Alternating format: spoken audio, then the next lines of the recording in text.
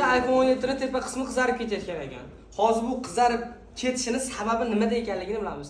Rostdan qizarib ketadimi yoki yolg'on? Butun dunyo hayvonlariga viza. Yaxshilar mana Atilatdan ushlab turibmiz, yaxshiroq qizarishi uchun, qizishi uchun. Ko'ramiz. O'zimni qo'lim ham даже kuyib ketyapti. Ha, ko'rishinglar mumkin akalar. Yo'q. Ana endi mana bunaqangi kislota sepib ko'ramiz. Qizib turgan joyiga nima bo'lishini ko'ramiz. Mana. Qizardi. Narsalarni sepib ko'ramiz.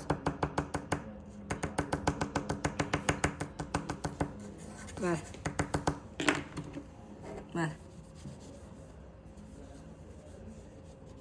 Dunyo hayvonlari sizlarga aytamiz, nima sababdan qizarib ketishadi.